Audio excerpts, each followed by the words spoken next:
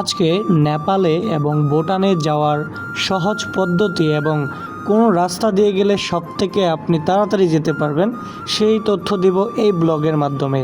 তো আমি শুরুতেই চলে গেলাম বুড়িমারি জিরো পয়েন্টের বর্ডারে। প্রথমে যেতে যেতে দেখলাম ইন্ডিয়া থেকে আসা পাথরগুলো এখানেই ভাঙা হয় এবং এখান থেকে সারা বাংলাদেশে ডিস্ট্রিবিউশন হয়। অবশেষে চলে আসলাম লালমনিরহাট পাটগ্রাম থানা জিরো পয়েন্ট বুড়িমারি বর্ডারে। আমার পিছনে যে জায়গাগুলো দেখতেছেন এটা সম্পূর্ণ ইন্ডিয়া। এই পথ ধরেই নেপাল ভুটান যেতে খুব ইজি হয়। এই বর্ডার থেকে কলকাতা শিলিগুড়ি মাত্র 83 কিলোমিটার। এছাড়াও আপনি যেতে পারবেন দার্জিলিং, নেপাল, ভুটান আরও অন্য অন্য জায়গায়।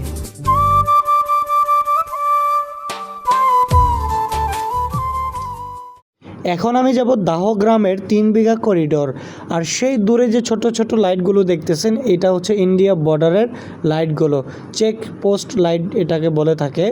আর যেতে যেতে খুবই আনন্দ ফিল হচ্ছে, জীবনের প্রথমবারের মতো পাসপোর্ট ছাড়া ইন্ডিয়াতে প্রবেশ করব। কী আনন্দ! তাহলে চলুন ইন্ডিয়াতে পাসপোর্ট ছাড়া কিভাবে প্রবেশ করি।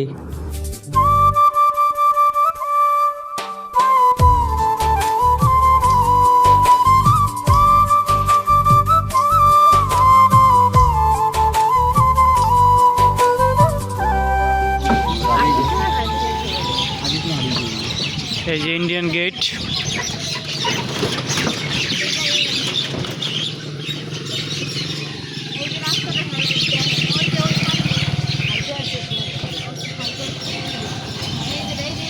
ওই ইন্ডিয়া গাড়ি গেল।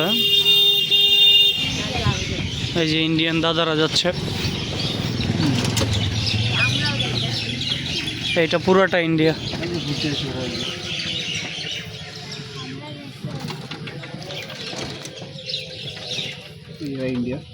এটা ইন্ডিয়া না? এটা তো ইন্ডিয়া, এরা ইন্ডিয়ান লোক। ইন্ডিয়ান লোক। এটা ইন্ডিয়ান লোকের রাস্তাটা বাংলাদেশি।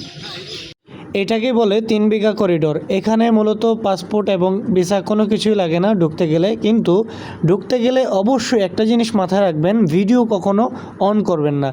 সামনে বিএসএফের ক্যাম্প আছে, সেখানে হচ্ছে কোনো রকম যদি ভিডিও করতে দেখে ফেলে তাহলে কিন্তু আপনার মোবাইলটা রেখে দেবে। আমি যেহেতু জানতাম না তো ভিডিওটা আমি করতে পারছি।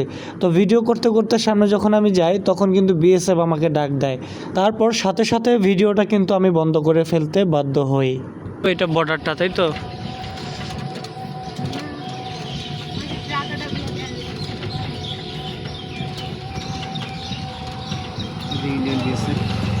কোথায়? সামনে ও যে, হ্যাঁ, বিএসএফ এর গাড়ি।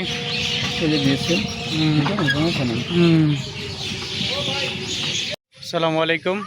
এই যে আমার পিছনে 3 বিঘা করিডোর। এই যে মাঝখান দিয়ে যে রাস্তাটা গিয়েছে এটা হচ্ছে সম্পূর্ণ ইন্ডিয়া। এটার মাঝখান দিক দিয়ে আমি আসছি।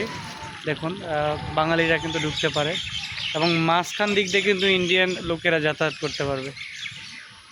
3 বিঘা করিডোর। ভিতরে গিয়েছিলাম কিন্তু বিএসএফরা ভিডিও করতে দেয় নাই, নিষেধ আছে। আমার পিছনে যে পানিগুলো আসতেছে সবগুলো হচ্ছে ইন্ডিয়ার পানি। আর এই পানিতে আজকে আমি গোসল করব। যে ইন্ডিয়ার পানি আসতেছে, এই যে আমি হাঁটতেছি, পানির স্রোত প্রচুর। এই বাংলাদেশে পানিগুলো ঢুকতেছে। আর এই যে ইন্ডিয়ার পানিগুলো সব ইন্ডিয়ার পানি।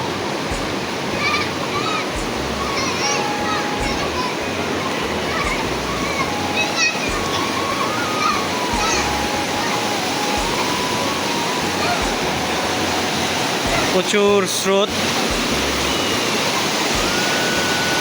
প্রচুর স্রোত।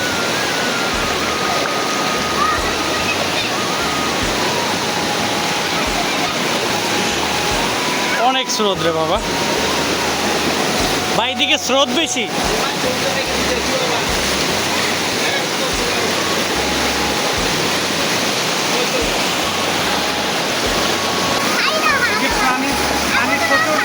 এটা সম্পূর্ণ হচ্ছে ইন্ডিয়ার পানি। আর এখানে আজকে আমি গোসল করবো। দেখেন প্রচুর স্রোত, অনেক স্রোত। এটা সম্পূর্ণ ইন্ডিয়ার পানি, বাংলাদেশে প্রবেশ করতেছে পানিগুলো। ও আমার মেয়ে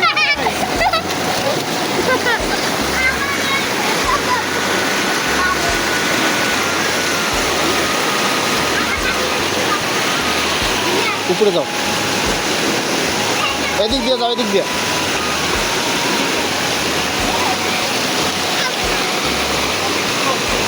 যাও না, এদিক দিয়ে যাও,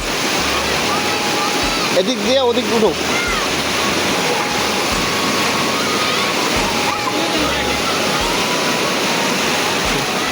বসো রে, বসো, বসো না, বসো, বসো, সমস্যা নেই। এই পানিগুলোর এত স্রোত ছিল যা হচ্ছে কি হাঁটা অসম্ভব হয়ে দাঁড়াইছিল। তো কষ্ট মষ্ট করে হচ্ছে কি আমি দাঁড়াইছিলাম, কোনো রকমের হচ্ছে কি আমি হাঁটতে চেষ্টা করছি, কিন্তু হচ্ছে কি হাঁটতে পারি নাই। এই এত স্রোতের কারণে যদি আবার উল্টায় পড়ে যাই, তো পড়ে গেলে একেবারেই যে একটা অ্যাক্সিডেন্ট ঘটে যাবে, যেটা হচ্ছে গিয়ে স্রোতের টানে হচ্ছে গিয়ে আমার এই নিচে যে জায়গাটা দেখতেছেন এটা সম্পূর্ণ হচ্ছে গিয়ে আপনার পাকা। তো একদম পাটা ছিলে যাবে, একদম মানে পিছনের বডিটাও ছিলে যাবে। এর জন্য এমন একটা রিস্ক নাই। তো আস্তে আস্তে হাঁটতেছিলাম এবং হচ্ছে গিয়ে এই পানি একদম পরিষ্কার, পানিগুলো উপভোগ করতেছিলাম, মুখ ধুইতেছিলাম, গোসলও করেছি। খুবই ভালো এবং আনন্দ ফিল হয়েছে, যা বলা একেবারেই অসম্ভব। তো দেখতে থাকুন ভিডিওটা, লাইক কমেন্ট অবশ্যই কিন্তু করবেন, যে আপনাদের জন্য কষ্ট করে একটা ভিডিও তৈরি করলাম। আসলে ব্লগ ভিডিও বানাই না আমি, তো মাঝে মাঝে যদি কোথাও যাই একটু ওই জায়গার ব্যাপার নিয়ে আমি একটু আলোচনা করি, আপনাদেরকে দেখাই, আমি নিজেও একটু উপভোগ করি। আর এই ব্রিজটার নাম হচ্ছে গিয়ে রাবার ড্রাম ব্রিজ বলে সবাই চেনে। পাটগ্রাম থানার আওতাধীন এই ব্রিজটা রয়েছে। আর ওই দিক থেকে যে পানিগুলো আসতেছে ইন্ডিয়ার, ওইখানে একটা রাবার ড্রাম আছে। এটা যখন পানির স্রোত প্রচুর বেড়ে যায় তখন হচ্ছে রাবারটা ফোলাই দিলে পরে ওই পাশের পানিগুলো আর বাংলাদেশে ইন করতে পারে না। তো এটা হচ্ছে গিয়ে যখন বর্ষা হয় তখন হচ্ছে গিয়ে ওই যে দেখতে পারতেছেন কালো কালো একটা রাবার, ওইটা একদম ফোলাই দিলে পরে ওই পানিগুলো আর আসে না। তো এটা একটা সুন্দর, এই কন্ট্রোলটা কিন্তু আমাদের হাতে। ভিডিওটা কেমন হলো অবশ্যই কমেন্ট করে জানাবেন। আর আমার এই ভিডিওতে যদি কোনো ভুল ইনফরমেশন দিয়ে থাকে আমাকে ক্ষমা দৃষ্টিতে সবাই দয়া করে দেখবেন।